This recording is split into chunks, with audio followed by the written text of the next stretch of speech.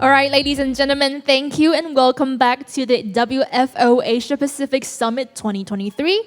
This afternoon, we will be focusing on floating offshore wind in Asia Pacific. And now please join me in welcoming our first speaker for the afternoon, Chairman of WFO FOWC, Mr. Bruno Gescher. Welcome. Chairman Gescher will be sharing his presentation on the status of floating offshore wind development. Please welcome.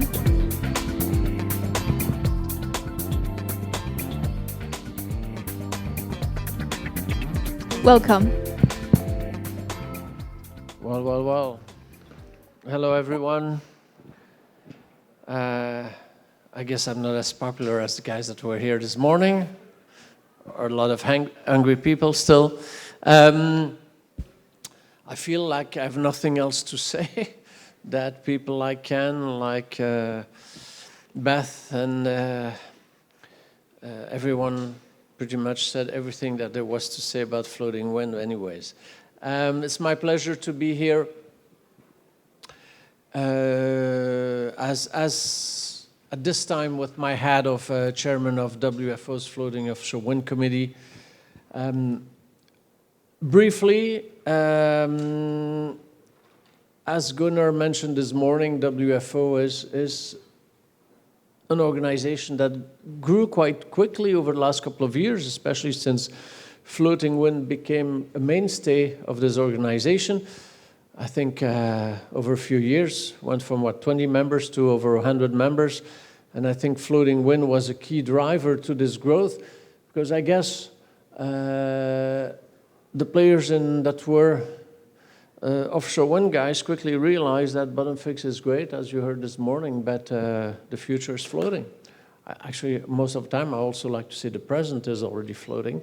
So you have all those great organizations pretty much covering all the value chain. We would like to see a few more wind turbine manufacturers in there, because they're part of this unique little world.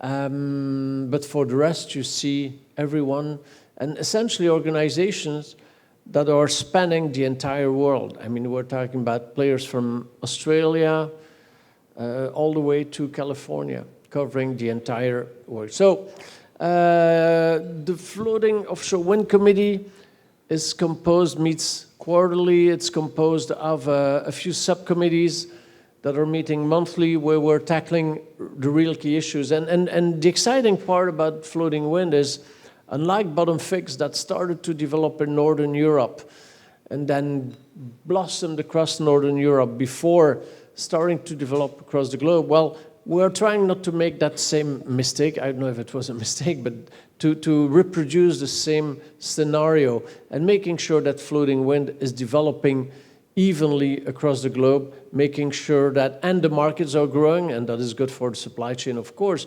and that the markets are developing evenly across the globe, and also that each and every country can learn from another one. So that is one of the things we're trying to do. Of course, we are promoting the acceleration of commercial scale deployment. So one of our roles and responsibilities is to identify all those tiny little things that could prevent or could slow down an acceleration of commercial scale deployment. And that means working on best practices, new guidelines, and also sometimes questioning what has been used as a reference for floating wind over the last 10 years and more, which is the oil and gas, offshore oil and gas industry. Those are two different things. I mean, we can be grateful to companies like DNV and Lloyd's Register and other guys to have set up some standards for offshore floating structures. But we're talking about two different worlds with different kind of constraints and essentially a different sense of budget management and demand. So we're trying to push the limits and making sure that oil and gas standards will not always be the standards that will have to be that will be applicable to floating wind. Key issue here, and I'm sure that some of the other speakers that will come afterwards will highlight, is the bankability and insurability. I mean, it's all nice and well, I mean, to see hundreds of new concepts of floaters, popping up every month. But ultimately, you know, if the banks and the insurance companies are not following, you can invent whatever concept or whatever solution. But ultimately, especially at a time when we're talking about billions of dollars of investment in commercial scale wind farms, if bankability and insurability are ignored or considered a detail by guys that are perhaps very excited about their new ideas, but ultimately if those things are completely neglected, they're not going to go very far with their plans and ambitions. And one thing to highlight, I mean, we work on some key issues. We are, of course, promoting and lobbying in favor with governmental stakeholders, governmental agencies, etc. We're pushing and again contributing to that, to making sure that floating wind is part of the renewable energy landscape in the country.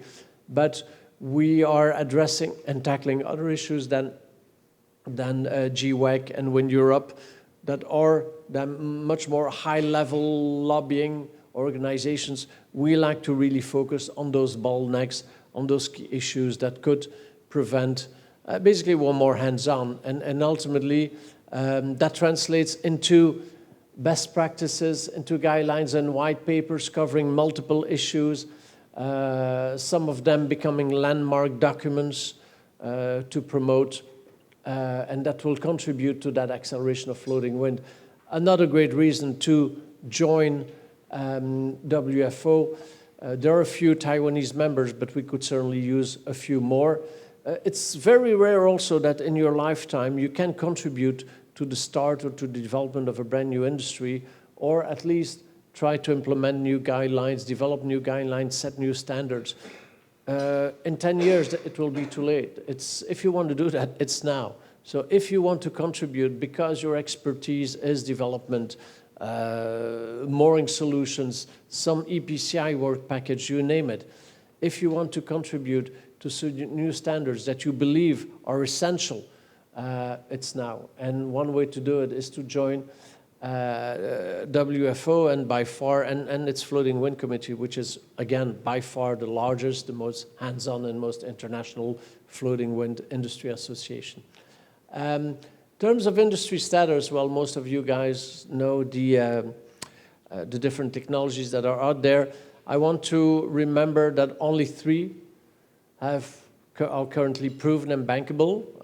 I know that our good friends at EDF, with whom we are teaming up on the French commercial tenders of Brittany and the Mediterranean, are progressing and moving forward with their TLP solution, which in some markets could be debatable because, or debated because of the seismic conditions in some part of the world. But today, you only have 3 proven technologies and bankable architectures. But I like to underline the fact that it's not because you're doing a semi-sub or you're designing a semi-submersible based on very often PPI's design that suddenly your semi-sub is bankable and insurable. We're not only talking about floating structures here, we're talking about the return on experience of coupling those floating structures with wind turbine to gathering thousands and thousands of hours of operation, having a good understanding of what OpEx is all about. So again, copying doesn't mean being able to have your projects financed. We discussed that earlier today. And the perspectives and the potential is huge. I'd like to highlight a few very interesting things that could be applicable ultimately to Asia Pacific. About 1.5 years ago, floating wind, at least from commercial scale, was in reality non-existent. You had less than 100 megawatts under operation. In operation across the globe. But then suddenly came the results from ScotWind. And overnight, in January 2021, if I'm correct, or 22, you suddenly had 15 gigawatts coming out coming up on the market. So really, that shows that pretty much from one day to the other, you can have a major impact on the market, and that could very much happen to Asia, where overnight, with the accumulation of a couple of tenders, you could have suddenly the floating wind market going from a couple of megawatts to suddenly several gigawatts in terms of real potential. Another thing I'd like to highlight, which will also be an indication how market transforming, or at least how some tenders or some tenders can suddenly change the industry. In a couple of years, I mean this year and then next year, we have the French commercial scale tenders out there. A first one between 240 and 270 megawatt off South Brittany, two other ones that they call AO6 of the Mediterranean, also for 250 megawatt, etc. I think those will be very exciting projects. Why? Because it will give us an idea of what the cost, of where floating wind costs stands today. Of course, South Brittany is not the perfect environment. It's a very rough environment. It has a very rough and rocky seabed, which will make the anchoring solutions a little more expensive than in the Mediterranean. But it will still set a certain level. And of course, it's only 250 megawatt, and you don't necessarily benefit from an economy of scale. But you will have a good idea where the cost of floating wind stands by next year, maybe hopefully the end of this year, but I doubt it that the French government will be as reactive to announce the winners and at which price. But then also next year, which means that within the next couple of years, we will have rather a more realistic view of where, in a very competitive environment, because we're talking about tenders where you have 10 companies competing, you will see where floating wind stands. And I forecast that we will very quickly be below the 90 euros per megawatt hour for 250 megawatt wind farms. Other things that are noteworthy is what Bloomberg New Energy Finance mentioned earlier is about South Korea. Yes, of course, it's a market that's interesting, but and at some point, pretty much every week, you had a developer announcing, "Wow, I got an EBL, electricity business license," and that made the first pages of many newspapers. Well, ultimately, an EBL is just one out of tens of certificates, permits, whatever you need to obtain. Doesn't mean that you're going to get the project. There are a lot of issues there. So yes, I believe in South Korea, but I also foresee that there's been a lot of irrational exuberance with some markets that are very dangerous because, as Ken mentioned rightfully so earlier on, we are in a brand new market which is fragile. Fragile means one project that fails from an economic point of view or economic viability point of view or from a technical point of view or technical viability point of view will set back the entire industry several years in terms of credibility in the eyes of not only the banks or the lenders and the insurance companies, but the policymakers. The policymakers that will suddenly get a little less excited to push for the development of floating wind in their own territory. So plenty of things to look forward to and to be optimistic about, but also we have to be careful because we see still today too many people that barely know how to walk that are trying to run, and that is a big danger in the industry. In terms of industry status, as I mentioned, plenty of opportunities, and there comes the dollar sign in everybody's eyes. You know, we see it suddenly. I've never seen so many bankers or so many lawyers in those conventions, and I've never seen consultants trying to hire so many people because they saw that floating wind is a business now. But that means also a lot of risk and a lot of danger. What I'm trying to highlight here, gone are the days of single unit demonstrators. We're talking about commercial scale wind turbines with some new criteria or parameters that will have a drastic impact on what floating wind is all about. One, the arrival of larger and larger wind turbines. I can understand why some OEMs sometimes say, well, perhaps we should pause at 15 megawatt and amortize our industrial expenditures or investments, etc. Fine. At the same time, you know, floating wind, the beauty of floating wind is, yes, it's, earlier I heard floating wind is more expensive. Yes, but it's not too expensive. It is more expensive, but once you start putting together bigger wind turbines, the best possible wind resources further offshore because you don't have any depth constraints, and you add larger wind farms with that, it's certainly not going to be too expensive. It's not certainly even not going to be expensive because you will achieve price points and LCOEs that will ultimately, in my opinion, in the early 30s, perhaps even be lower than bottom fixed. So plenty of things that are evolving, that has been changing the landscape the last couple of years. Steel, I have nothing against steel, but don't underestimate concrete, because as our good friend, but he's not here today, Ignacio Pantojo, who is the head of floating technology at Iberdrola, often says, you know, if we want to achieve those gigawatts of installations in the next couple of years, we need both concrete and steel. So concrete is certainly, can certainly not be underestimated. Synthetic rope, also one of the game changers when you realize that the capex of the mooring solutions remains a major component of your costing structure.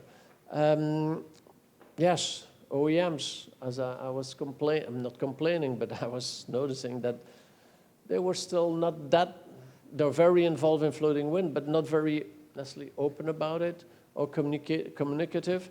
Well, but you better be on their short list, because without them, you're not going anywhere. And it's not by working with second-tier Chinese OEMs, and I insist, mainland China OEMs, that you're going to get any credible, bankable project going. Financial modeling, yes, I mean, everyone can estimate a CapEx on paper, but CapEx is not the only thing. I mean, OpEx, yields, those are things that are increasingly important to analyze. So mooring line redundancy, because it's nice to work with DNV, and I really love those guys, but you also need to talk to the insurance companies and see what their position is. And harbor infrastructure, we talked about that. Pilot projects and demonstrators. It's not only about proving that it works and that a wind turbine on a floater works, but it's more about the learning experience. And if you have not gone through those growing pains, how can you set up contracts? How can you do some risk assessments? And when negotiating with EPCI contractors, how to transfer and endorse risks, etc. So demonstrators and pilot project, it's not about the technical viability personally. It's about getting to know how to write contracts and interface with the different stakeholders. Approvals and principles, there again, hundreds of new concepts, but an approval in principle, that's like $10,000, $15,000 and you get a stamp on a piece of paper. But it's not with that you'll get your project bankable or uninsured.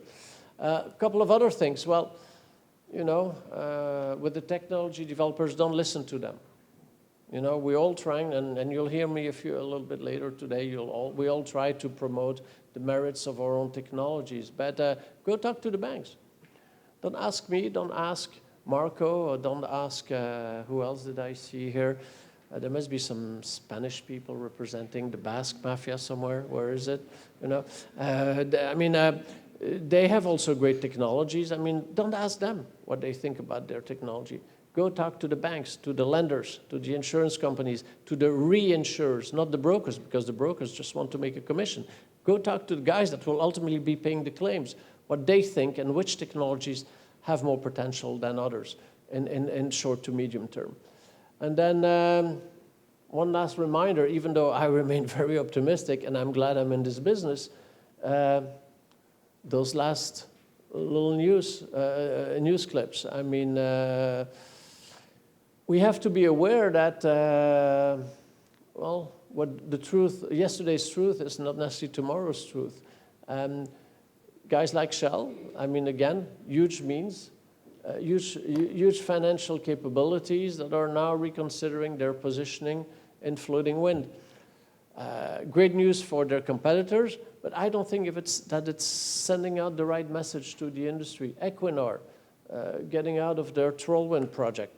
I think it's a ploy for them to obtain more money from the government, but in any case, those are not the kind of news we want to see every day, because again, this business is about credibility and delivering what we said we were going to do, because without that, we will not again get the support from the lenders, from the insurers, from the policymakers, etc. So on this positive note,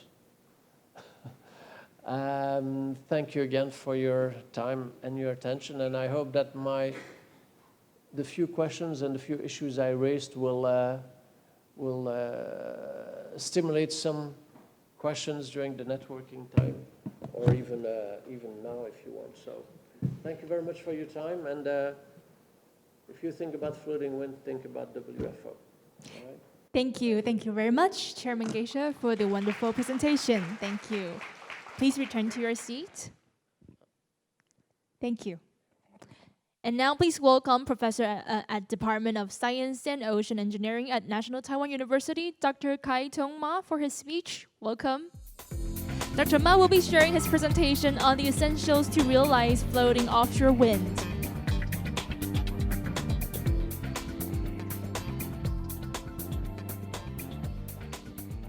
Welcome. Hello, everyone. It's nice to be here to share some of the knowledge that I have with you. And look at the title of my presentation. You may be wondering, what are you going to talk about? I'm going to tell you the #1 challenge for floating wind. And in my view, is how to make it financially viable. How to make it cheap enough so we can move the projects, all right? And I'm gonna give you 5 essences. #1 is you need a construction yard. You need some yard that can build your floaters with a reasonable cost. #2, you need an integration port.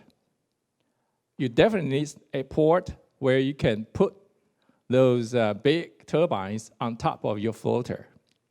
#3, you need an anchor solution. And I'm going to go into the details, and you will see why anchor is so important. Next one is mooring lines.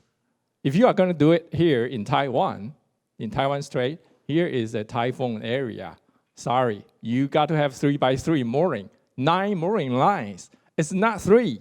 You heard about high wind, you heard about WindFloat, you know, oh, those are 3x1, 3 mooring lines, oh, those are easy.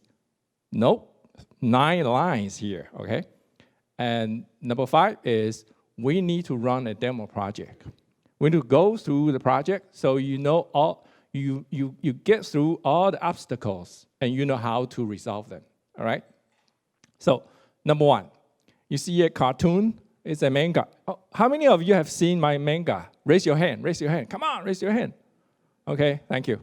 So I need to do a better job on marketing. I think only a few of you have seen it, all right? So if you read through this manga, you're gonna very quickly realize how a offshore wind turbine project can go through the entire project cycle. From planning all the way to installation and to mooring hookup and to first power, all right? Go to LinkedIn or Facebook and search for it. You'll find it. All right, #1, essence #1, construction yards. You notice that I use construction yards instead of using the word shipyards, right? because you have actually options. Here, you see in the cartoon, you see that's actually a shipyard, all right? And I use a fake name called Formosa. There's a very big shipyard in southern Taiwan. That's probably your good choice to go there if you want to use dry dock. And using a dry dock is very beneficial because you have that huge crane that help you to do all the construction work, all right? Do we have options? I'll say yes and no. Yep, you can go to northern Taiwan. We have, I have my friend Vincent there, Century Steel. You can go there, but we need to get it ready. But the key message here is we need to have options. We need to have competitions so that we can drive the price down. No matter you're going to work with a manufacturer or vendor using a floating dock or using a laying yard, all right? We need to have competition. So perhaps we should send this message to the government, the Taiwanese government, that we need to open up the competition, allow foreign yards, like those in South Korea, mainland China, or Vietnam, just open up the competition because we really have to drive down the price, all right? And this big fella, you see, okay, 1, 2, 3, 4, I'm showing on the cartoon, there are 4 floaters. They are very, very expensive. I would say they probably take up 1/3, roughly, on the ballpark, 1/3 of your cost, all right? All right, so once you build, okay, the most likely scenario, you probably build it in Kaohsiung. You could build it in Taipei Port, all right? And then you have to move the floater to an integration yard or integration port. So here I'm showing you, you tow the floater from Kaohsiung to Taichung. That will probably take you one or 2 days. And then, of course, the next step you will take, once the turbine is integrated, then you can move it to the field. So let's get to essence number 2, integration port. I know many of you are developers. Do you have a clear, concrete idea where you are going to integrate those turbines, nacelle, you have blades, you have towers, and the tower is so tall, so you have to make it into 3 segments, and you have to put them together. Wow, that's tough. That's not easy. So you need to have an infrastructure where you can do all this work. Not only that, once they are assembled, you need to have your floater right there so you can use a giant crane to move it over, all right? Do we have it ready in Taiwan? Do we? A lot of people are shaking their head. That's correct. No, we don't. Hey, so if we don't, why are we here talking about floating wind? We're going to try to make it happen. We don't even have a port ready, So this is a essence number 2. I think this is probably the most important thing that we need to push for, all right? So the details. You need a heavy lift wharf. Heavy lift wharf meaning the dock has to be able to bear 20 tons per square meter, all right? And we also need an extra large crane. The crane has to be so large, unbelievable. It's probably one of the largest crane. If your project is about 14 or 15 megawatt turbine, you need a crane that can lift 400 tons to 170 meters height. Imagine that. Do we have a crane in Taichung port? Nope, we don't. Yeah, all right. You also need a storage area, a staging area to place all your, nacelle blades and towers. So this is probably the most important step that we need to try to get it through. All right, so I'm showing you the Taichung port, and you can see that I made a circle, wharf 38, question mark. You know why the question mark? Because that wharf is designed for fixed wind. is for button fixed wind turbine installation. You know, the WAF, you can use it. You bring a barge or something, you put those components over, and you send it offshore, right? But for floating wind, we need something better. I just explained, we need an extra large crane. And WAF number 38 is not designed for that. The next thing is, we heard about, there was, I guess, the Port Authority was talking about perhaps we can use WAF 106. That one is not ready, not even close. There's not even a plan yet about how we can make it work for floating wind turbine installation, all right? And are we going to use the inside of the harbor, or are we going to use the ocean side? We don't know. Can you bring several floaters? These floating semi-submersible, they are huge. Their width, 90 meters. 90 meters, can you even bring them into the harbor? And I was preparing this slide, I was measuring the size. I was trying to make the little red triangle roughly to scale. And to bring these floaters into the harbor is tough. Most likely, you will hear them say, no way. We are not going to allow you to bring your floaters into our harbor. So what do we do? Don't know. So this is the forum. We need to raise the issue and start to tell the port authority or the government, hey, so you guys are saying the government has an ambitious goal, blah, blah, blah, blah, blah. We don't even have a port ready. What's going on? So this is one of the issues that we need to resolve. All right? Essence number 3, cheap anchors. I explained it in offshore Portugal. We have those 3x1 mooring. Offshore Scotland, we have those 3x1. And offshore Norway, we have 3x1. And offshore Taiwan, you have 3x3. 9 mooring lines, because we have typhoon here. All right, and so your number of anchors are gonna triple. Most likely, we're gonna triple. And then you have to really think about what would be a viable anchor solution. Let me tell you. So I've done. I actually came from the oil and the gas industry, working on these technical solutions before. So most likely, you have 3 choices. Drag anchor, driven pile. You heard about driven pile. We've been doing it for bottom fixed turbines, right? And people don't like the noise they created because we have white dolphin out there, all right? Then there's also suction pile. So you have pretty much 3 choices. There are several other choices, but these are the most typical 3 you would consider, all right? And we know that high wind use suction pile, all right? And WindFloat Atlantic, and also WindFloat Kincardine used drag anchors. So if you want to use anchors, you probably heard about anchor sharing, and that has been achieved by the Norwegians. Very good job. If you use suction pile or driven pile, yes, you can do that.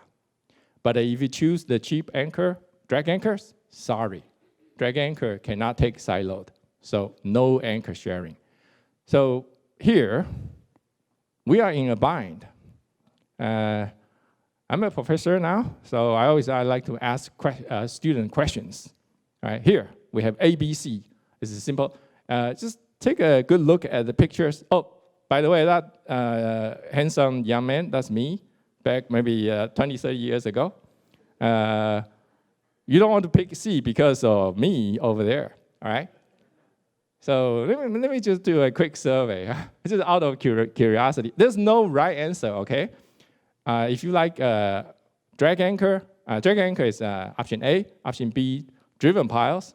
If there's environmentalists, you probably don't want to raise your hand for for B because of the white dolphin and all the marine mammals. C is suction piles. I know some of you probably have done your homework. If you are a developer, most likely your engineers already gave you some recommendations. I bet you have heard something, right? Okay, so let's just do a quick survey for fun. You like option A? Raise your hand. Okay, very quickly. 14, okay, thank you. If you like option B, raise your hand. Seriously? Only 6, only 6, only 6, 7, okay. Option C, raise your hand.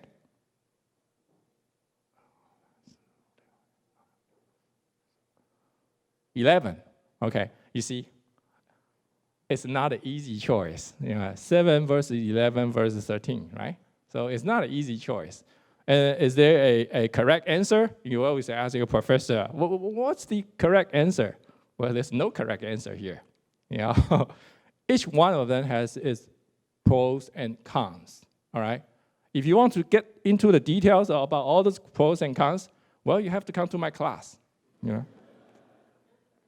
right, the next one is now you have the anchors preset, all right?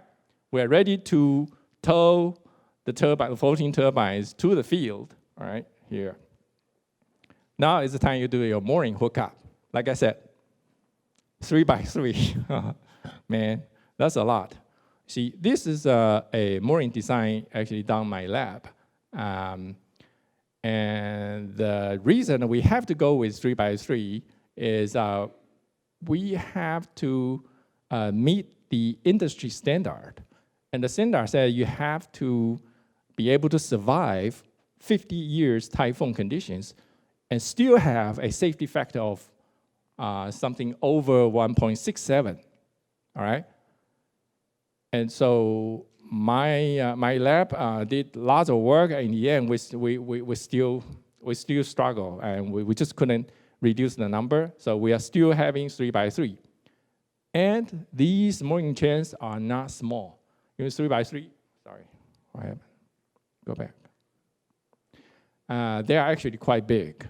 So, right, 3 by 1 is not feasible. And so the question is, can we do better? Maybe 3 by 2. Maybe instead of doing 3 by 2, we can do 6 by 1.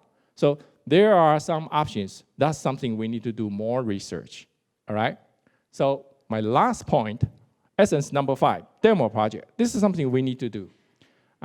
Just a quick rundown for the last 13 years or so. There has been 7 achievers: Norway, US, Japan, France, China, Denmark, and Spain. I hope that Taiwan can be the number 8, right?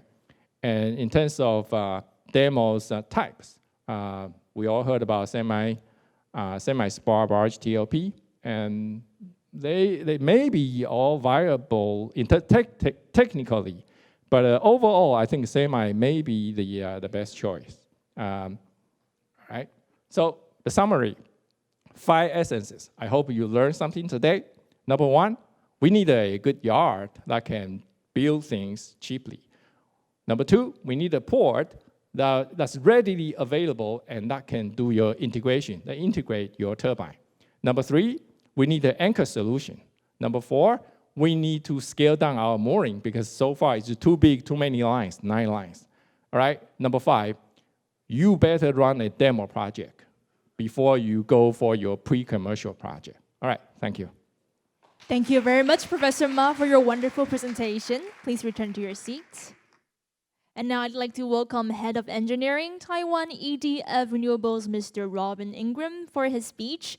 He will be presenting on the topic, Focusing World-Leading Innovation on Taiwanese Shores from Provence Grand Large to Ocean Harvest.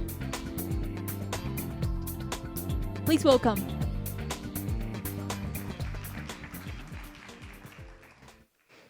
Hello, everyone. Thank you very much for this opportunity to speak to you.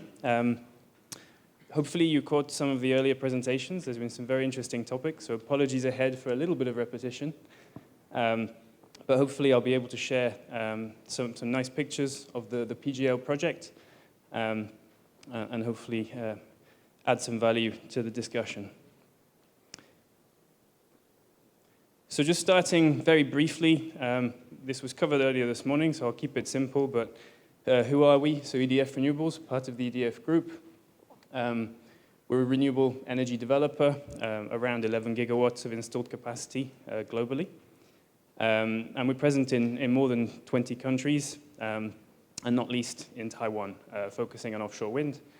So as hopefully most of you know, we were awarded one of the projects as part of the round 3.1 auction. But now I'd like to focus really on floating wind and our global ambitions with floating wind.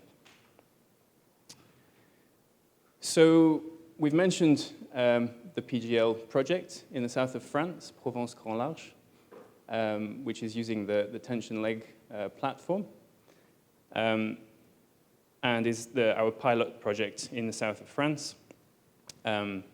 The next project that I want to talk about is the Ocean Harvest project in Taiwan. So this has a potential capacity up to about 1 gigawatt. But I guess the immediate step that we're looking at is the floating demo.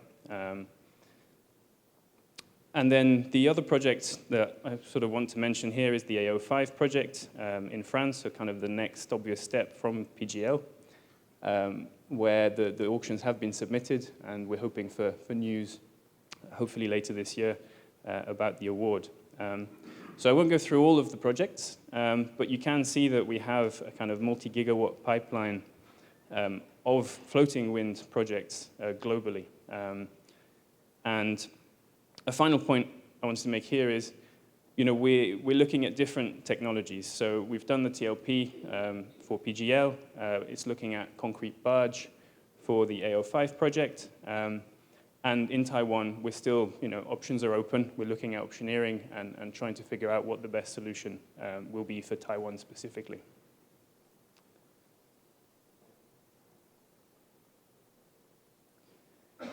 So a few photos. Here you can see our floater. So on the right, already in the water and at the port. So a little bit of interesting news here is that because of the scale of these, which was also just highlighted in the past presentation, the maneuverability in the port is really critical. And so in this case, we had to use 3 tugs to be able to both move it and maneuver it carefully in the port. I think an interesting point as well with the TLP is that it's chosen because it's an extremely stable solution. But the caveat is that that's once the tension legs are installed.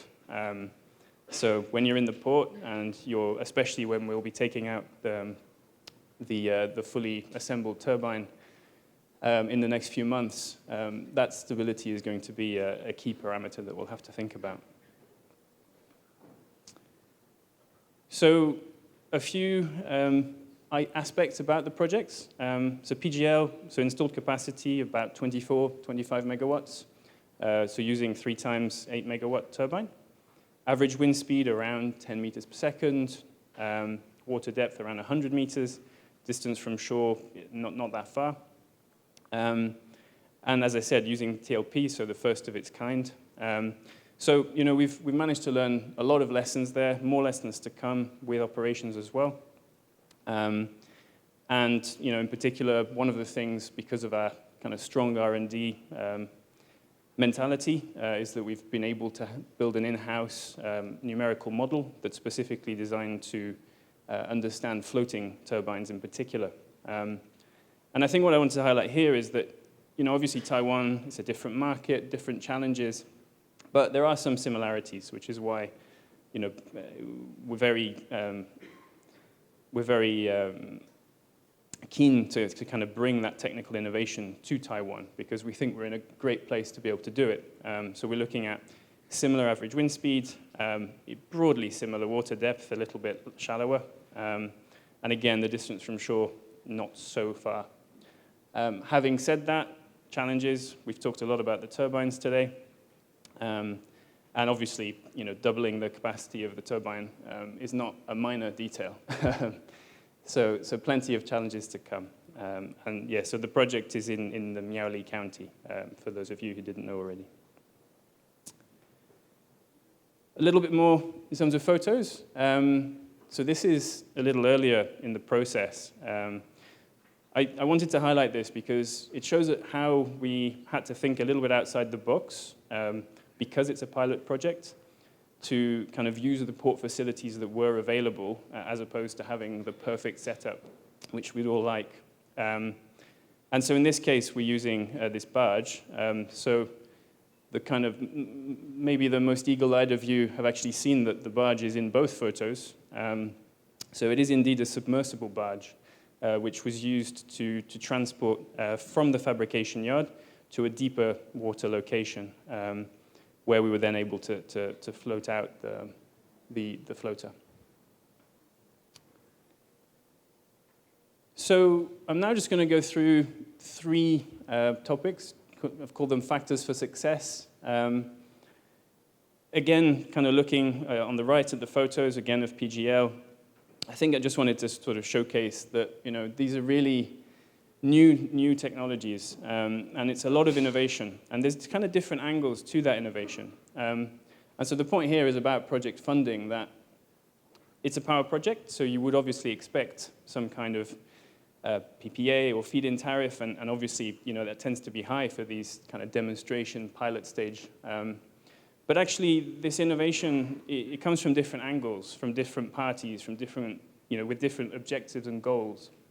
And maybe the feed-in tariff isn't the only way, right? And so just wanted to highlight that with PGL, there's actually 3 different subsidies or grants that were given by state-backed entities. In this case, one was backed by the French government and 2 by the European governments. And again, the focus is 1 on renewable energy and also on new technologies. So, you can combine those different sources of funding to really push that innovation and really push the boundaries of engineering. So the next point I wanted to make was, again, taking on some of the topics that were raised this morning about a clear framework, really, understanding the rules of engagement, what is the framework that we're working with, is really important, and having that visibility long term and having realistic timelines set. So again, we talked about PGL and how it's basically been 10 years in the making. And so, the latest that we're hearing about Taiwan is that the demo would probably come for a COD in 2028.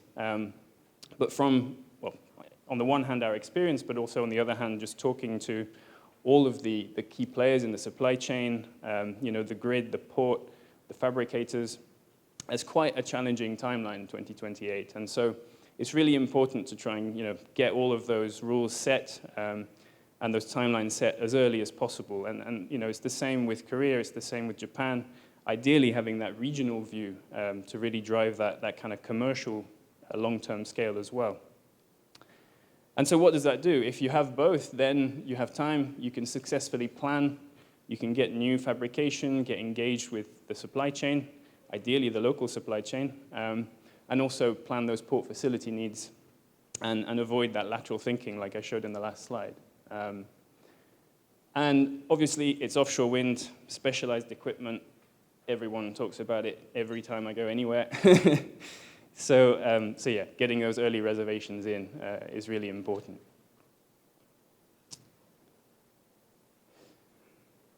And finally, so I was saying that, ongoing optioneering for ocean harvest. So pardon the kind of messy slide here, but that's kind of my point that I'm trying to illustrate, that there is no single technology yet.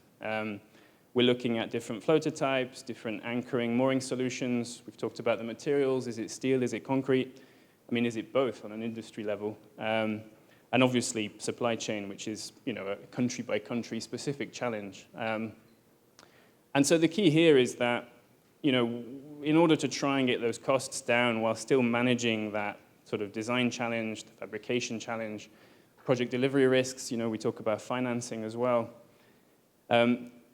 Really, the message for us is we need all options on the table. And so we're really trying to work, with everyone available, both in and outside of Taiwan, to try and really deliver the best solution for everyone and just push that innovation to the right level. And so these photos as well, I just wanted to highlight that, with EDF, with EDF Renewables, we've got really that kind of innovation in the DNA. And so for Fécamp and for Blythe, we chose the gravity-based foundations.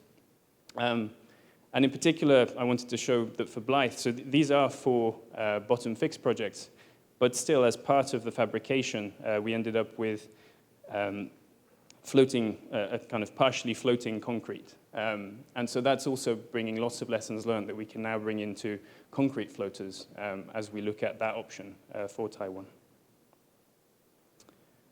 So just leaving you with this still a mock-up. I hope that next time I get the chance to talk to you, we'll actually have some real photos and operating data.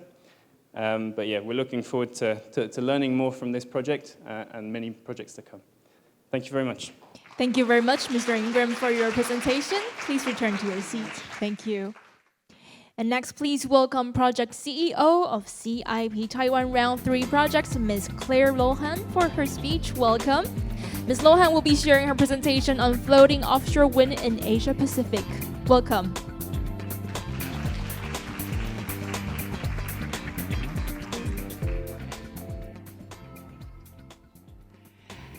Hi, everybody. My name is Claire Lohan. As mentioned, I'm the CEO of the Round 3 projects for CIP in Taiwan. Really happy to be here today speaking to you about something that's very important to me and to CIP, floating offshore wind.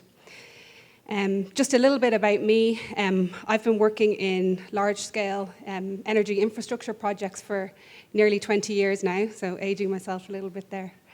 10 years in offshore wind, and actually 5 of those 10 years have been spent here in Taiwan working to develop offshore wind projects. Before I start properly, I'd like to thank the World Forum Offshore Wind for hosting this event, especially David. I saw him down there a little bit earlier. I think it's fantastic to be able to bring together all the pieces of the industry like this so we can have a proper discussion and conversation about how we're going to make this happen for Taiwan. Okay, so floating offshore wind in Taiwan. I'll probably repeat some of the messages from Professor Ma and from Robin, who gave very interesting discussions there.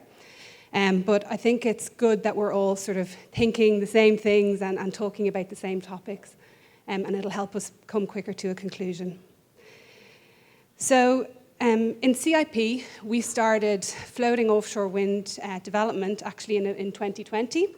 So we kicked off 3.3 gigawatts of EIAs for floating sites in Hsinchu and Miaoli. We did that in part because we knew that Taiwan would run out of fixed bottom sites before the Round 3 auctions were concluded. And we also knew that the demand for renewable energy is not going down, it's definitely going up. I'm standing here now in 2023, and I can see that we were right about that, the fixed bottom sites are running low, and we really need to find a way to enable full-scale floating offshore wind here in Taiwan. With that in mind, I'm here with a pretty urgent message that if floating offshore wind is to be successful in Taiwan, then a demo auction is definitely needed. And the policy, I hope, will be finalized and implemented very, very soon. In the years since we started the floating development in Taiwan, the world has changed, I think we can all agree. The demand for renewable energy is going up and up and up. The example I use is that I believe between 2023 and 2025, probably more than 80 gigawatts of tenders are expected in Europe. So you know, there's an explosion in the demand. Here in Taiwan, we have very ambitious net zero goals that have been announced by the government. And to achieve these, we know that we need big ideas and technological innovation. So why floating projects? I think there's several drivers, and probably some of the speakers have already touched on those points today. I picked out a couple just to discuss for the purpose of this presentation. I think first off, floating offshore wind can help to realise the energy transition goals and the net zero goals set for us by the government in Taiwan. The basic fact of the matter is that the developable marine area in Taiwan is limited. It's limited by natural factors, areas of environmental sensitivity, shipping, many, many other things.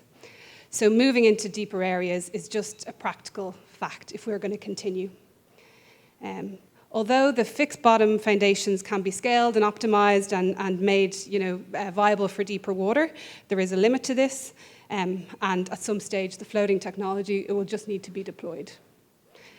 I think another driver that's important to pick out is that we have a need to support Taiwan to maintain its leading position in Asia for offshore wind.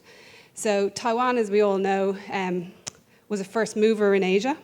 That puts Taiwan in a very, very strong position, having built up a lot of experience, a lot of projects that are kind of in construction, finishing construction, and in operations now, and a partial supply chain that can support that. There are natural challenges in Taiwan, such as typhoons, earthquakes. Some of these things are not so common in Europe, where some of the early development of the floating technologies was done. So development in Taiwan could be used to validate designs kind of elsewhere in Asia where we have similar challenges. I think the demonstration scheme for the fixed bottom foundations was a real success story. And I think that lays a foundation for a real opportunity to replicate that success with a floating scheme. And then, of course, the supply chain capabilities can be built up in the future and potentially, exported elsewhere around Asia and around the world. So I think the drivers are pretty clear, but, what are we going to do about it? Well, I think Robin touched on this, that time is needed to acquire some experience to mature the floating projects. And that means that floating demo project is just absolutely a critical part of this process. The commercialization of floating offshore wind simply will not happen without these demo projects, and I think Professor Ma made a similar point. The need is not to demonstrate the technical feasibility, really. That's not why we need to do it. The main purpose is actually to show that the restrictive regulatory requirements in Taiwan can be adapted to support commercial scale floating. I think there's other very important issues that we need to explore, and I haven't heard this mentioned yet this afternoon, but I'm sure it comes up a lot. But the coexistence with the fishery communities, really very, very important for this to be a success at all. And then obviously there's an assessment of the infrastructure required to deliver these projects. The current policy announced sets a very high-level plan, which is fantastic, and that includes a feed-in tariff. I think I would just reiterate some of the other speakers to say that a feed-in tariff is absolutely critical to the success of this policy, and without it, I don't see how it can kind of succeed. And I'm really looking forward to the government finalising the plans for the demos, so we can all kind of move on and the developers can get going and the stakeholders and everybody else. Okay. Oops. So to make floating offshore wind a reality in Taiwan, I'm going to introduce you to something we call the 4 pillars. I think you'll probably see similarities to Robin's factors for success, similar kind of thing. And we believe that if these can be successfully implemented, the results could be an unblocking of the large-scale floating development within Taiwan, which is what we all hope to happen, a clear and attractive framework for developers, and also a reduced risk for investors and lenders, which we know is just very, very key. So the 4 pillars are, firstly, supply chain. It's just imperative to build a competitive local supply chain to deliver this new technology. Secondly, again, has come up before, on the infrastructure side, we must ensure that the optimal assembly and installation is possible, and the ports are going to play a huge part in this. Third is the regulatory framework. So we need a sensible regulatory regime, and that must be put in place to create sort of clarity and reduce the uncertainty. And then, of course, finance. So delays and cost overruns on existing projects, combined with global interest rate increases and lots of other factors, has made the investment landscape for offshore wind in Taiwan really very, very challenging. And I think the people who are involved in round 2 and who are at the moment preparing their round 3 phase 1 projects will have a particular feeling about how challenging that is. The demo projects must create a stable revenue stream to be able to attract the investment. And to us, that basically means we need a feed-in tariff. In order to robustly build these, in order to robustly build the 4 pillars, we need to have this demo. But what are we actually kind of looking for from the demo projects? Well, linked to the 4 pillars are some key development areas needed to ensure that the demonstration projects will achieve their goals. So you've probably seen a few slides that look a bit like this over the couple of days. I think you can see here, there's lots of different technologies, and that's been referenced already. According to our own COP Floating Centre of Excellence in Edinburgh, there's over 100 concepts in some form of development globally right now. Probably more, there's more and more every day. I think Bruno mentioned this, kind of monthly, there's more coming online. That's not our issue, we've got lots of ideas. But the concepts that will be suitable for Taiwan will require a strong local supply chain to make them happen. But the capacity is limited. That's where the challenge is. A well-designed demo scheme will support the local supply chain to build up the capacity and the capability. And screening must be performed to ensure that the local supply chain capacity is reserved to test the highest potential concepts for Taiwan. Another important factor for the demo is the development of the harbour facilities.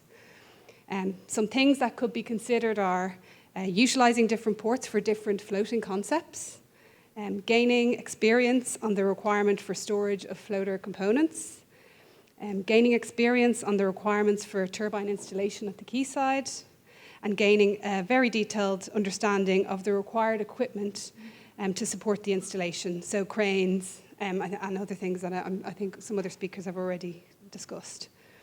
The harbour availability in Taiwan is limited and should be reserved for testing the highest potential concepts.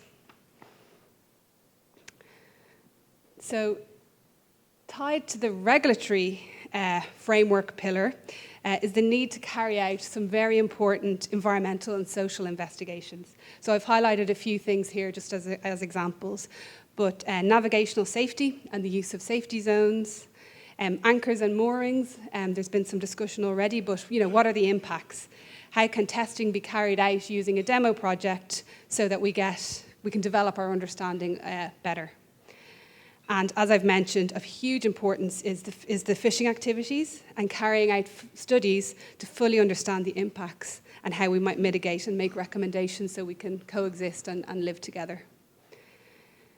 The opportunity to delve into more detail on these via a demo won't just benefit the industry, it will also benefit research institutes, universities and others who can become world-leading centres of knowledge for these things. Finally, and linked to the 4th pillar, is financial support. And there's no doubt that it will be required in order to make these projects work. I've picked out a few examples on this slide of some financial support that it's available in other regions just for reference. But the overall message that I really want to kind of put across is that a strong feed-in tariff and financial support will simply be required in order to make these projects work. That's just the reality. So to summarise, floating offshore wind is needed in Taiwan if we're going to reach the goals of the energy transition and net zero. To make this a reality, there are 4 pillars that must be realised: supply chain, infrastructure, regulatory framework, and financial support. And to do this, we need a well-designed and practical demonstration scheme here in Taiwan. Thank you very much. Thank you very much, Ms. Lohan, for your comprehensive presentation. Please return to your seat. And now I'd like to welcome CEO of WindFloat, Mr. Carlos Martin Rivals. He will be sharing his presentation on unlocking floating wind opportunity in APAC. Welcome.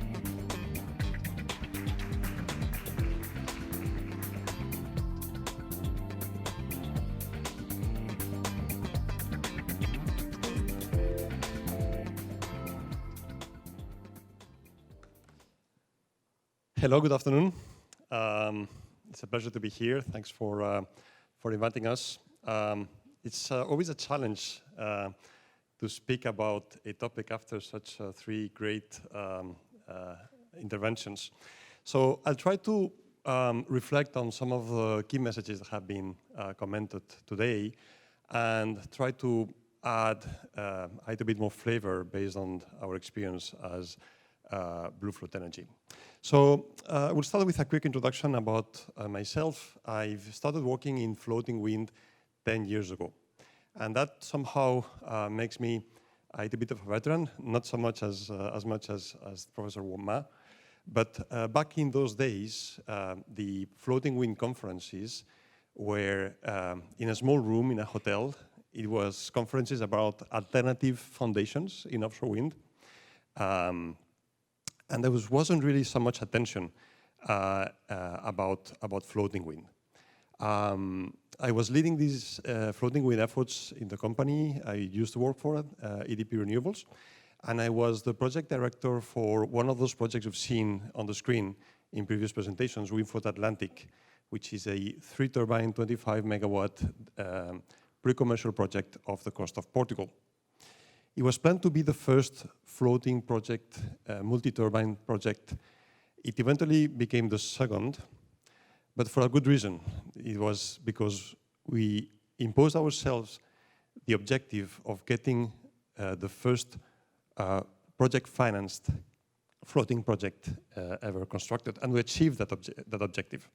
It took a little bit longer than expected, and that was just one of the first of its kind, of many first of its kind objectives in that project. So it was the first semi-sub floating multi-array project that was built in floating wind, first floating project to receive a project finance structure, in our case from the EIB.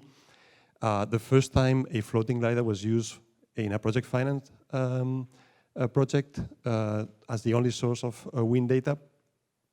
And many more, because it was a very challenging and very rewarding project at the same time because of all the learnings we got from that.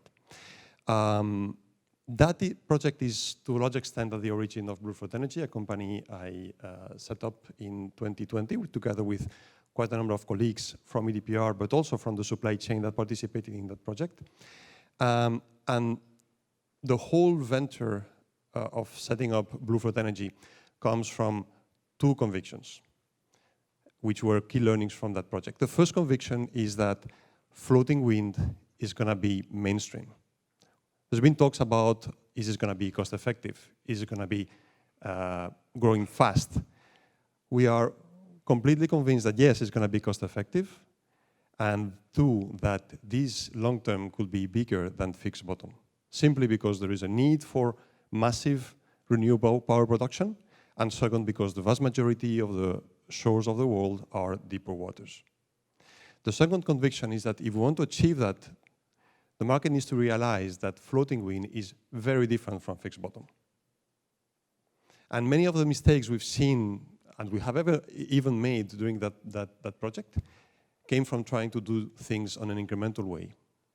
Trying to do things, thinking how you do these in fixed bottom, let's try to do that the same way in floating. That's a mistake. So these are some of the topics I would like to cover today. Just introducing our company. We are a focused developer on floating wind. We have been expanding our footprint quite rapidly across the globe. With this objective of turning floating wind into a mainstream technology, we have more than 24 gigawatts of capacity across the globe in 9 different markets. We have secured, for example, 5 sites in the UK. We are the largest floating wind developer in the UK, and we are participating in tenders in France, in Australia, and in other markets. We are, of course, present in Taiwan. I first visited Taiwan in 2020. When I was here, it became very clear to me that floating wind had to play a major part in the future energy mix in Taiwan. For the reasons that have been expressed already, that fixed bottom has a limited capacity, and if the country has to meet its ambitious long-term objectives, there's a need to develop deeper waters. So we have our Winds of September project of the coast of Hinshu on the development.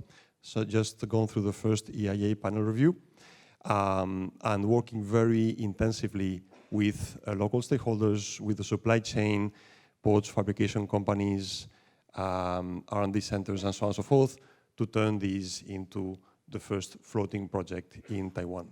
And we're doing that with a very solid team.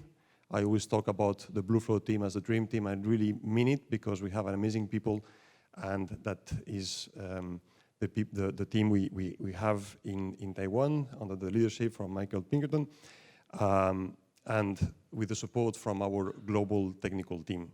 So one of the key elements of our strategy is to have all the knowledge in-house to be able to manage a floating wind project end-to-end from early phases of development until execution. And again, at every step of the value chain, you need to have a completely different mindset from fixed bottom. And here's where we are bringing in experts who have actual practical experience in delivering floating wind projects, who are coming from very different backgrounds. So you can see here quite a number of logos. Just to give an example, we have one of our experts in mooring equipment, Clément Moshe, who comes from Breihoff, who was a supplier of the anchors for the WindFloat Atlantic project, and who knows, I wouldn't say everything, because there are professors with probably longer and more and deeper experience, but probably as close to as much experience as you can find in the market.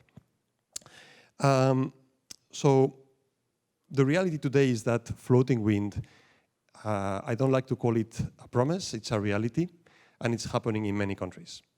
The global pipeline of projects with a target 2030, probably quite ambitious, but definitely countries moving in that direction, is 30 gigawatts. We have very ambitious targets in Portugal, in Spain, UK, France, Norway, Italy, Greece, the US, and the number of countries betting on floating wind to meet their energy targets is growing, not by the day, but almost. In APAC, there's definitely a very strong push towards floating wind. If there's one region where floating wind will take a more prominent role than fixed bottom, is definitely this part of the world. And countries like, of course, Taiwan, Japan, Korea, or Australia count on floating wind in their future targets. In order to meet these objectives, pre-commercial projects, I prefer to call them pre-commercial than demonstration. Demonstration for me is more of a prototype, and the objective is very different than a pre-commercial project. Pre-commercial, you don't try to demonstrate the validity of a technology, you're trying to demonstrate that it is scalable, that it's industrialization, it can be industrialized, and that it's cost-effective and bankable.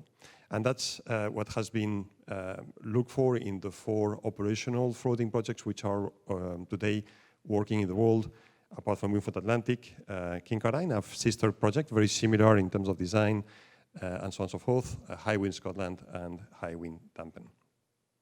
So, important message I wanted to pass is the important differences between floating and fixed bottom.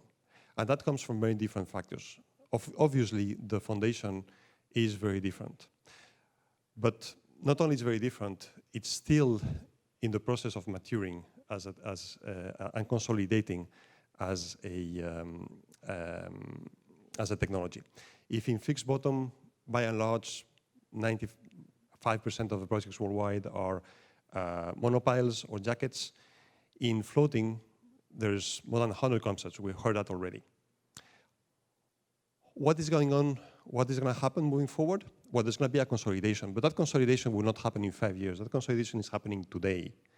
And it's happening today because there's a critical element in this picture, which is the turbine. Turbine manufacturers, they like it or not, because probably they would like to avoid being the ones selecting the right floaters, are the ones who will be key in consolidating this market. They have limited resources available to support the development of floating technologies, and they need to make their choices. And as WindFloat Energy, we are engaging very heavily with turbine manufacturers to work together to try to identify what are the best floating technologies that deserve this support from turbine manufacturers. That is the second point there, which is different from fixed bottom. In fixed bottom, the interaction between the floater and the foundation and the turbine is relatively well known. It's dynamic, but it's essentially static. In floating wind, the interaction is very complex to analyze. And the coupled analysis between the floater and the turbine requires an iterative process in order to optimize the sum of the two parts. That is a very complex process. Not all the technology developers fully understand how that works. And we have people in our technical team who have been doing exactly these for 3 years at Vestas, for example, in different prototypes and pre-commercial projects. It's super important to have those resources to make sure that you can follow the process and it's properly managed end to end.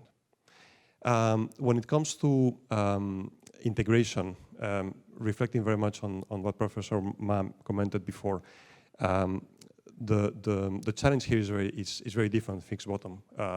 In fixed bottom, you require jack-up vessels, which run a risk of being the key bottleneck in the industry moving forward. In floating wind, you need an integration port with a pad that can stand a crane. So completely different story, and that reflects also on the O&M, because you want to have that port available to do large component replacements. Fabrication yards, we talked about that already, and bankability. We spend a lot of time talking to insurance companies, financing institutions, to understand what are their expectations in terms of bankability in the future. And the key message is that yes, they're willing to project finance floating wind. They are even willing to do so on a multi-contract basis, but what they want to see is experience in delivering these projects, and they want to see a proper risk management across all the process from early development all through FID. Just digging a little bit deeper, port installations, I won't repeat what has been said before. We are even a little bit more conservative in terms of the bearing capacity needed for quayside installation. We go up to 25 tons per square meter. We need 10 tons per square meter for most of the other key operations. We need large enough quays. And we need much more than this. We need deep waters, at least 12 meters draft, all in all the channel to go up in open waters, ideally 16 meters. But it's much more than that. It's small things like swell inside the port that can cause you a lot of trouble, because we suffered that when we had to deliver the WindFloat Atlantic project. It became a big issue in the winter because the swell in the port complicated enormously the quayside installation process, just to give an example out of many that you learn out of real experience. The platform selection is of course very critical, and there's quite a number of factors that you need to take into account. Stability of the technology, the fact that technology works is a must, no need to say that, but there's many other factors that can play a critical role. Industrialization.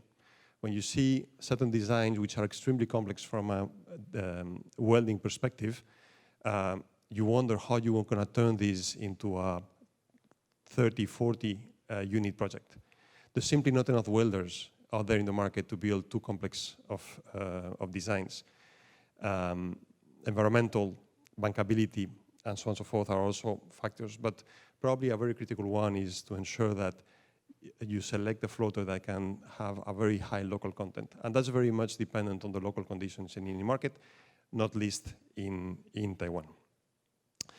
I would like to finish by sharing some of the views and recommendations we have in order to turn a demonstration project successful.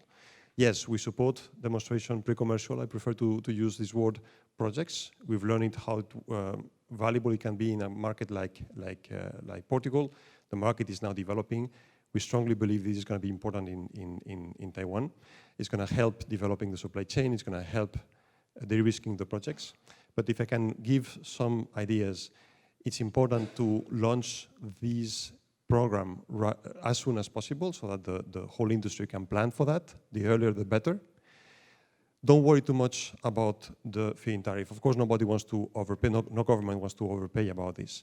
Choose an independent player to define what is the right level if needed, but move fast and see this as an investment. Nobody has any doubt that the first demonstration projects in Taiwan in fixed bottom were extremely useful. It's going to be the same here.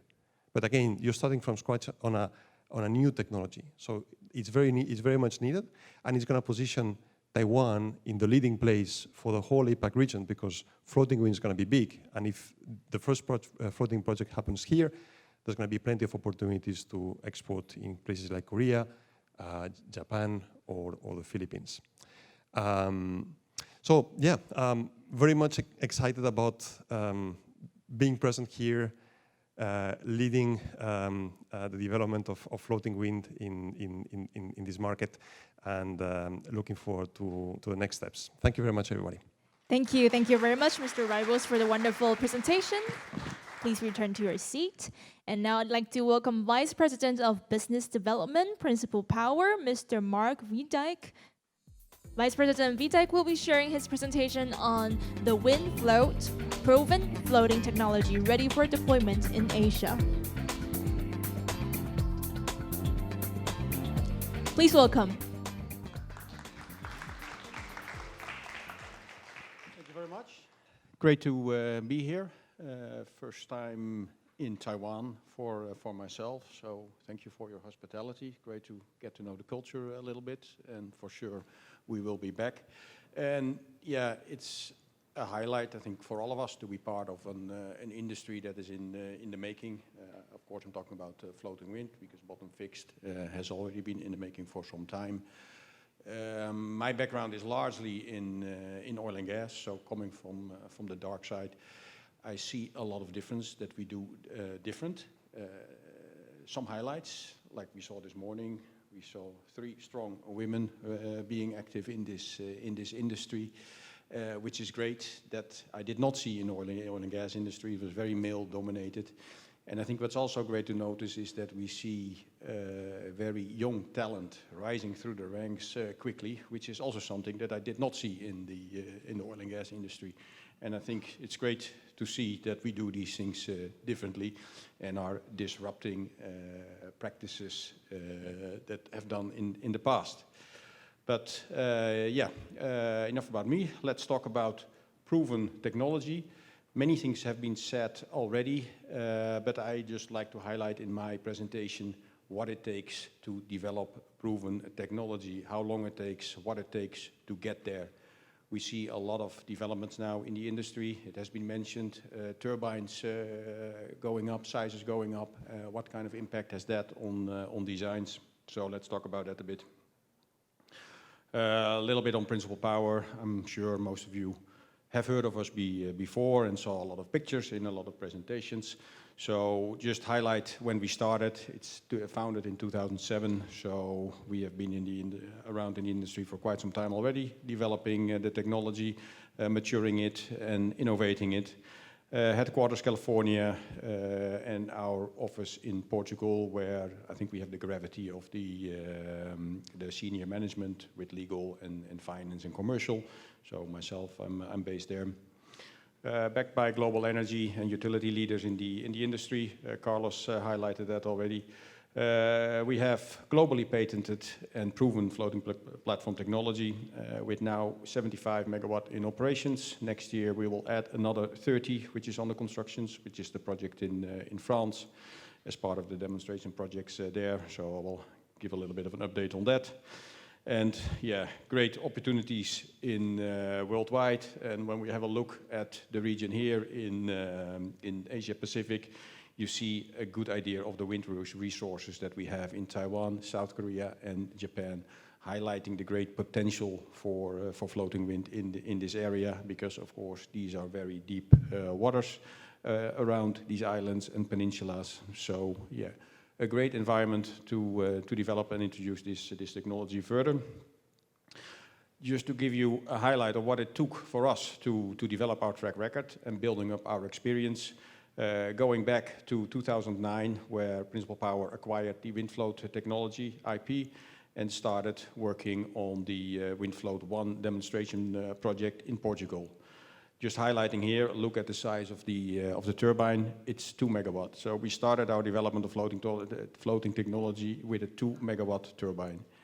So this floater was actually reused on the Kincardine phase a couple of years later, after 5 years of deployment. This was basically reused to meet a certain deadline in the Kincardine process. So we were able to come to the rescue in that project by reutilizing our technology, because the Kincardine projects were initially developing alternative concepts which were not ready in time to meet the deadline in the project. So we were able to redeploy the unit of the WindFloat Atlantic and operate it for another 2 years and then got decommissioned. So then, of course, the project that Carlos mentioned, WindFloat Atlantic project, three units operating 25 megawatt and still running proudly on the west coast of Portugal. We visit these projects a lot with our clients to demonstrate also the sheer size of these units. I mean, we see a lot of pictures on these on our screens, but don't forget how big these units are. And the turbines, as mentioned before, these are growing. So the platforms grow, the requirements getting bigger. The more important it is to actually understand well the design of these structures. So then, of course, we deployed the 5 units on the Kincardine project. So also operating in different kind of conditions. And then the next project is in France, as I mentioned, 3 units of 10 megawatt turbines. So as you can see here, we went from design process from 2 megawatt, 8.5, 9.5, and now 10. And in our projects that we are involved in now, globally, we see, as mentioned, turbines 15 megawatt and even bigger. So the industry is moving fast in that way, but at the same time moving slow, because it will take quite some time before we see these projects in operation. And I think that's a good thing to realize. There's a lot of things going on in our industry, but as I said, the feedback loop still needs to come around with all those projects in execution and implementing those lessons learned. So the industry has still need to catch up there, as what happened in bottom fixed. There's a lot of feedback loops completed from projects being executed, a lot of lessons learned from operations offshore, where risk should be allocated. This is something that we have to go through as well, still in the floating wind, and we're doing that. And of course, these projects that you see here on the screen allowed us to develop all those lessons learned from fabrication, from installation, and implement that in our next generations of design of the WindFloat. So quickly on the technology, I assume most of you people know. It works with any kind of turbine, and an important aspect of the technology is, of course, the hull trim system that allows the platform to be always at even keel, despite all the changing conditions in wind, shutting down, turning on, wind direction changing, and things like that. So the active ballast system, or the hull trim system as we like to call it, makes sure that the platform keeps at even keel, make sure that the surface of the blades always is perpendicular to the wind direction, thereby increasing the energy production. So always nice to show this picture. This is not an animation, although it sometimes looks like it.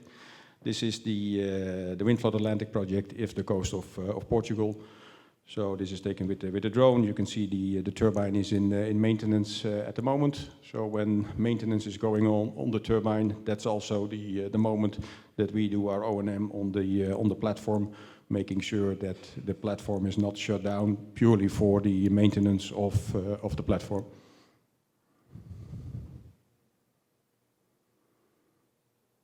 Here you can see another movie, but as you see, kind of different conditions. This is not when you want to be out there. You want to be out there in the previous picture, but this is the pictures during the Dora storm. So these are 9-meter significant wave height waves going through the wind farm with 100 kilometers per hour wind speed. You can see the graph on the side. This compares our modeling, the modeling that we develop in Principal Power, which is really our know-how and our trade secrets, how they match with the conditions that we see offshore. So you can see the pitch, the roll, and the heel of the platform, how we model it, and what we see in practice. So here you can really see that our modeling techniques, our engineering techniques, our design methodologies really match with the conditions offshore. This gives us a lot of confidence in our engineering and everything what we do in the changing conditions from the North Sea compared to here in Asia, where you have different design conditions with different seismics and typhoons. So giving a lot of confidence in what we do and also allowing us to design proper platforms for the rising size of turbines of the 50 megawatt that we see now. Kincardine, 15 megawatt capacity, again, 9.5 size turbine, as I mentioned, increased design. So basically, these projects allowed us to learn a lot about how it's been fabricated and how it's operating, and those lessons learned we are implementing in the project in France.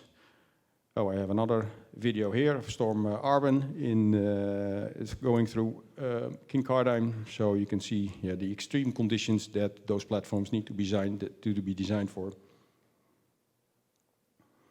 So what did we do with these lessons learned? Because these two projects, the WindFloat Atlantic and Kincardine, really came shortly after each other. So it was not really possible to implement the lessons learned from the WindFloat Atlantic project into the Kincardine project. But those lessons learned are being implemented in the EFGL project in the Mediterranean. So the main things that we did there is look at the design philosophy. The first two projects or platforms were really designed to be fabricated at one place, because, for instance, the braces were constructed such that they were connected with the turbines. So you had to construct it in one location. And in WindFloat Atlantic, it was, for example, built in a dry dock.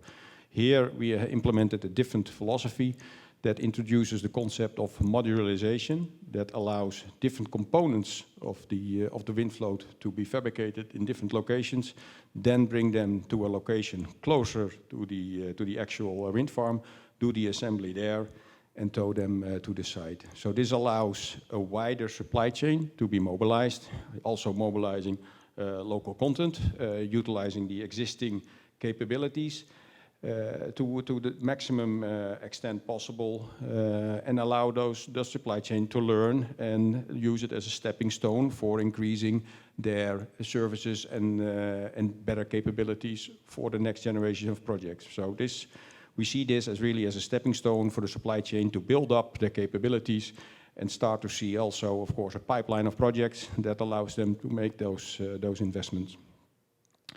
Again, a little bit higher size now, 10 megawatt. So this is the project that we are fabricating now. And an important thing to highlight here is that the fact that this project achieved non-recourse financing through the financial institutions. And this is an industry first, and also at least a floating industry first, and demonstrates that we're following the same path as happened in bottom fixed, where we really start to see, okay, first we had the investments banks and grants and subsidies supporting our industry, and now we start to see also the commercial banks, financial institutions investing in this industry, showing where we are now with the proven technologies to be able to get the finance needed to start building those commercial scale projects. You can see the banks that are involved in the FGL project. So, bit of a summary. I think a lot have been mentioned already by the speakers before me. So, demonstration projects, we understand the need of it. We don't see the need to prove the technology because I think the industry has done that already. We are of course proud to be together with others to be an enabler of that, especially with the companies that have steel in the water and concrete, of course, Bruno. But that's what we need, show that we can do it. And talking about demonstration projects, what we think is required, be clear about the objective of this demonstration program. As I said, it's no longer needed to prove the technology, but we do understand that in certain markets, these demonstration projects are required. But we see limitations of that as well, because it's more and more difficult to get the turbine manufacturers raise the appetite for these smaller projects. And this is something that we need to realize. It's getting more and more difficult. And even for ourselves as a technology provider, of course we are more interested in the commercial scale projects. But yeah, I think we all understand that there are certain markets where it's required, but it's an important aspect that we see the OEMs only getting really appetite when we are talking about commercial scale projects. So what is the objective? What do we want? Do we want to build a supply chain? Yes, we can do that. Do we want to demonstrate the robustness in mid-ocean conditions, like here in Asia with typhoons and earthquakes? Is it the attention-proof new tech? Can be, but yeah, it's not easy to enter this industry now. Last week I heard a number from a yard that said they had seen 160s technology. It has been mentioned before, it will consolidate quickly. And yeah, I can only see the entry barrier for new technologies getting higher. If you see what it takes to get to design a 15 megawatt platform, we see the increasing requirements in our face. I think the professor before was talking about 9 mooring lines coming indeed with the projects that I mentioned from 3. We don't think that 9 are required, but we do see that, yes, there is some additional requirement in mooring. So it shows we are learning a lot from that as well, and we are confident in being able to do that. But it's recognized, the requirements are getting higher, but 9, maybe some of you, if you want to take a class at a professor, maybe you should take a class at us as well. So, okay, as I mentioned, projects should be large enough to attract the industry and set the pathway to cost competitive. Of course, small projects don't mobilize the economies of scale. I think everybody knows that, but it's worth repeating it. So, and the next point, stepping stone projects, like demonstration projects, they should be followed closely by commercial scale opportunities to maximize this value. As is mentioned here, if it does not happen, you will demobilize the industry again. So it's important that the industry, governments, will provide this visibility pipeline of projects to make the required investments. Again, it has been mentioned by various people, testing unproven technologies carries the possibility of failures. As mentioned, it only will take one project to fail to set the industry back with many years. This is of course what we share as technology developers. Be careful, make sure that we manage risks. It was highlighted before as well. What do you want to see in projects, proven technology, but also a team that is able during the execution to anticipate, solve problems, but even better, anticipate problems before they happen. And that is what you get with people who have this experience and are able to interfere at the right time in the project before it happens. So I think the time is up, and so are my slides. So thank you very much. Thank you very much, Vice President Vaite, for your wonderful speech. Please return to your seat. And next, please welcome Chief Sales and Marketing Officer at BW Ideol, Mr. Bruno Geischer, for his speech. And his presentation is titled Commercial Scale Floating Wind, Status of Key Challenges Across Asia and the Rest of the World. Welcome.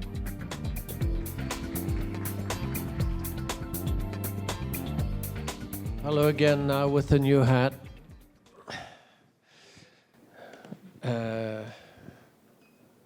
Yes. So I always like listen to Marco and PPI. I regret we don't have the people from Equinor and Highwind around, because I think we would hear the same key values and same key points again that need to be underlined. Some people have called me a dinosaur in this industry, but other people have called me an ambassador, an advocate, you name it. But yes, there's different players on the market, different developers, different technology providers. But I think we're at a stage where sometimes I feel empowered with one duty is to make sure that this pie, this floating wind pie, is getting bigger and bigger before starting to compete amongst each other. Our key priority is making sure that floating wind, again, gets the recognition, the market, the potential it deserves. And that makes me sometimes quite protective. Not protective about the company I represent, but rather about this industry. And again, emphasizing on that importance of experience. That doesn't mean that I'm against innovation, certainly not. But I think we are at the stage where innovation, instead of developing new concepts, new floaters, etc., and there will be room for that later on when, again, this industry will become more mainstream. But I think innovation should be focused now on cost reducing and risk reducing actions, new components, new materials, new process, new methods to pursue that cost reduction pathway that will again secure the positioning of floating wind within the renewable energy landscape. So, without further ado, well, some of you might know me from different kind of responsibilities, etc. But first and foremost, more as part of the executive team at BW Ideol for now more than 9 years. We are a little bit unique as a company. Yes, we have a proven technology, but we're also project co-developer. We are taking equity risks. We are putting tens of millions on the table. And with some success, because we managed to secure 1 gigawatt in the ScotWind tenders in collaboration with 2 other developers. We have Japan's largest pipeline currently under development, well in excess of 2 gigawatts. We have amazing partnerships in France with EDF and Maple Power.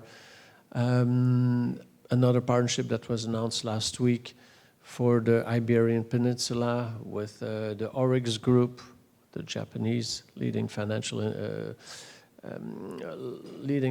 player with whom we also are developing projects in Japan. And then in the next couple of weeks, we'll announce with whom we team up for the Celtic Sea and in South Korea. So next, we're known for a few things. In the next, we're currently building also a 3 times 10 megawatt pre-commercial wind farm in France that will be commissioned next year. Also, a project that benefited from non-recourse project financing, which is again possible when you have that track record as a technology. Most people know us because we're the first and still the only floating wind turbine in the water in France. Actually, in France, we were even in the water before the first bottom fixed wind turbine. We were the technology with the largest project pipeline in Japan. Our technology has easily weathered major weather conditions both in Japan and in France. But also we are the only technology that has been able to deploy in 2 very different locations and continents. The first one to use concrete. That doesn't mean that we have not used steel also, but concrete was a real pioneering effort. And The same with synthetic mooring lines, which we pioneered. We see more and more players now focusing some of their technology choices towards concrete. We believe in local content. Our projects in Japan include about 95% local content. In France, we were at 88. In Scotland, we'll be close to 100%. And this is our philosophy, and we believe that in Taiwan, it can be the same.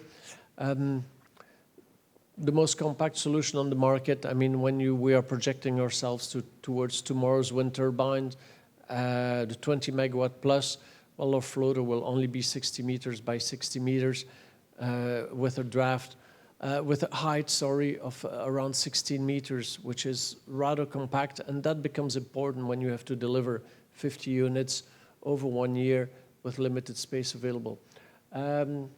Typhoons, well, this is something that is quite frequent here in Taiwan, and our floater in Japan survived, I think 15 or 16 typhoons right now, with several ones of the highest category. So we were the leaders in synthetic. We have a harbor, and that is, again, the importance of securing execution and manufacturing sites.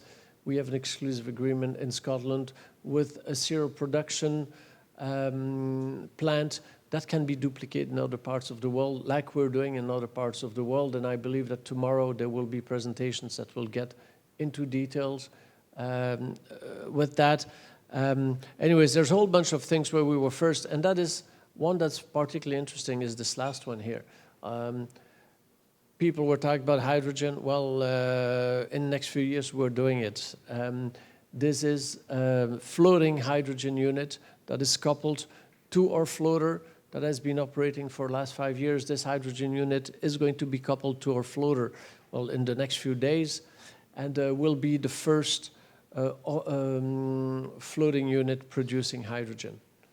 It's a 1 megawatt unit, hydrogen production plant, and we look forward to scaling that up in the next few years. But again, we'll be the first one to have that expertise. And then anyways, we're also working on floating substations, which is something that will need to be, but cannot be underestimated as we're getting further and further offshore. Anyways, there our floater in Japan operating successfully over the last 5 years. So a couple of pioneering efforts that we are progressively using, of course, to optimize our existing technology, but also to make sure that, as we just heard from Marco, that we ask ourselves the right questions as we are developing new projects. It's not only about what you think you know, but it's also knowing what you don't know and getting ready for those kind of situations where experience plays a big role in making sure that your projects get delivered on time and within budget. So as we've said before, all this morning, basically floating wind represent tremendous opportunity, and it is now, and we're not talking about a few megawatts, it's at gigawatt scale across the globe. In my opinion, and I think some of you might share that opinion, you need two conditions to succeed. Of course, you need the proper regulatory framework, and we've heard that this morning. But and I sincerely believe if the volumes are there, if the regulatory framework are there, the industry will follow. So we should not always look at the dog eating its tail. No, if the policymakers, if the governments are willing, set up the proper regulatory framework, the proper guidelines, provide the necessary visibility, the industry will follow, will invest, and will create the local jobs. So I'm not too worried about that. But the second point is very important, is again, at the risk of repeating myself and repeating what others have said, we cannot afford any mistake, any adventurous project. There are a lot of players in this market that are trying to run when they don't even know how to walk, and that represents a danger to all and for this entire industry. Because yes, floating wind has challenges, and those great people at DNV, of course there are other great consultants, but the people at DNV here truly highlighted what are the real issues with the floating wind project. And I think everyone should keep that in mind to realize how intricate, how complex a project is, how experience is valuable, because all those things are somehow interconnected or issues that really need to be, that deserve all our attention. And ultimately, when you really look at all those things, from contract management to OEM to offshore installation, et cetera, well, ask yourself which technology providers and or developers have an actual proven track record with the above. Because, you know, a lot of people claim they know how to do it, you know, but actually very few people have actually done it. And that is what sometimes scares me the most, is this business is generating tremendous interest. It's a new market, so you have opportunistic people that are, and opportunities are great, but in the wrong hands, it can turn into catastrophes. So here you have, unfortunately, a lot of people surfing the wave of floating wind, not knowing how to swim, and claiming, unfortunately, that they know everything, and that is quite dangerous. So when considering, as a developer, as a technology provider, as anyone that wants to get into this industry, well, ask yourself which players have actually done this, instead of just reading books and copy-pasting things that they find on the internet. Second thing, and that the previous slide was about floating technology, floating projects, but then there is the other issue about floating wind development. In itself has unique challenges also, because it's no longer about just copy-pasting what was acquired in terms of experience or knowledge with bottom fixed, but we're getting into a completely different ballgame here with very, very quickly, very competitive bids, where you better know what your CapEx is, what your OpEx is, what are the different yields assumption is, with which turbines might you have to, will you probably have to work? Are we talking about 15, 16, 18, 20 by 2030 when your projects will be under construction? We have to consider different layouts, different mooring solutions, different standards in different countries, etc. So it's floating development has not become easier with the arrival of floating wind. The other thing is, whatever you do, whatever you plan, again, we're talking about billions of dollars at stake or euros, you better have credible scenarios to serial produce, and not only have one single option, but multiple options, because you never know if the harbor you were planning on today will be available 5-6 years down the line.